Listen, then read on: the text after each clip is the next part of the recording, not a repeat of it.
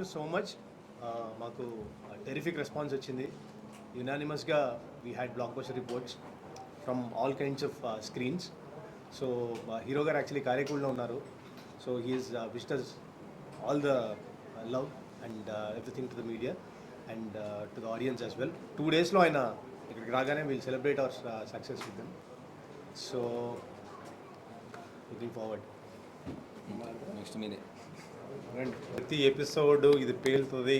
దీనికి unanimous report యునానిమస్గా response వస్తుంది అనుకున్నాం. ప్రతిదీ అలాగే ట్రాన్స్లేట్ అయింది. ఈరోజు ఎవ్రీబడి ఈజ్ ఎంజాయింగ్. ఒక స్టాండింగ్ ఓవేషన్ ఉంది. We are very happy.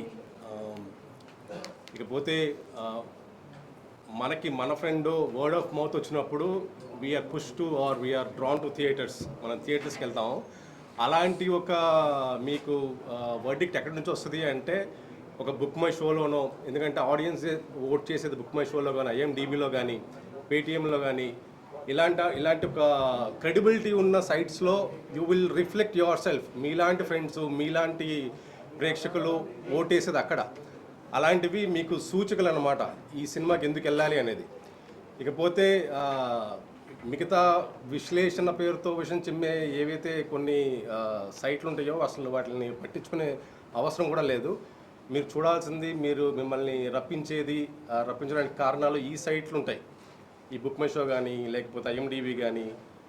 That is what it is reflecting the genuine content rating అనమాట. And thank you so much for the response what we are getting today.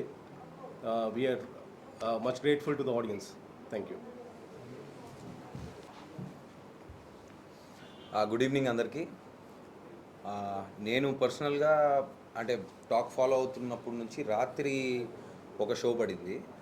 I think me friends UK నుంచి మాకు first, అంటే ఇంత మునుపు యూఎస్లో పడేది, ఇప్పుడు యూకేలో ఫస్ట్ టైం ప్రీమియర్ అన్నిటికంటే ముందు పడింది. సో అక్కడ నుంచి మేము టాక్ ఫాలో అవుతూ వచ్చాం. So like the director and writer said మాకు యునానిమస్ రిపోర్ట్స్ వస్తున్నాయి బిగినింగ్ నుంచి.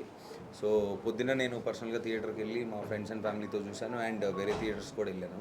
So I think people are enjoying it. And first time అంటే రవితేజ గారు ఆయన కంఫర్ట్ జోన్, అంటే మామూలుగా ఇప్పుడు ఎనర్జెటిక్గా సరదాగా అంటే వెరీ కొలోక్యల్గా సరదాగా ఎక్కువ ఎనర్జెటిక్ తోటి ఉంటారు మామూలుగా ఆయన చేసే క్యారెక్టర్స్లో. That is what we expect from him.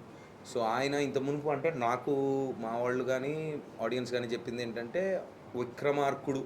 విక్రమార్కుడులో Rathod character ఎలాగైతే ఎంజాయ్ చేశారో ఆ ఇంటెన్సిటీ, సో సేమ్ అంటే చాలా సంవత్సరాల తర్వాత మళ్ళీ ఆ వైబ్ వచ్చింది, చాలా బాగుందని చెప్తున్నారు. So he stepped out of his comfort zone and ఒక డిఫరెంట్ కైండ్ ఆఫ్ ఎంటర్టైన్మెంట్ ఇచ్చారు దీంట్లో. సో అది బాగా ఎంజాయ్ చేస్తున్నారు. అండ్ ద వే ఫస్ట్ హాఫ్లో అంటే కొంచెం ఇప్పుడు సినిమా రిలీజ్ అయింది కాబట్టి కొంచెం డీటెయిల్గా మాట్లాడుకోవచ్చు.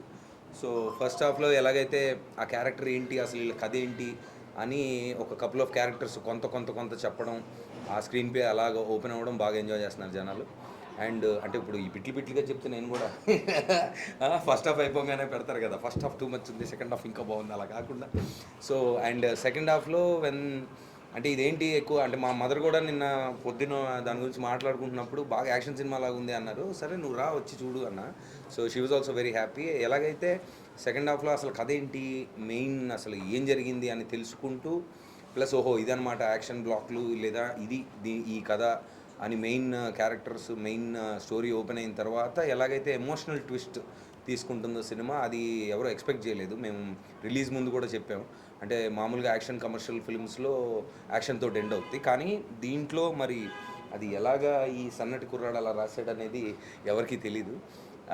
సో వెరీ ఇంట్రెస్టింగ్గా ఓపెన్ అవుతుంది. అండ్ ఓపెన్ అయిన తర్వాత ఎలాగైతే ఎమోషనల్ పాయింట్స్లోకి వెళ్ళిందో I think people are enjoying it truly.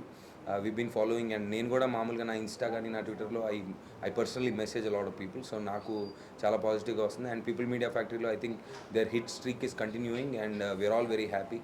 So Ravi అన్నయ్య, I been talking to him. ఆయన కారైకుడిలో ఉన్నారు. I think is coming on the 12th or something.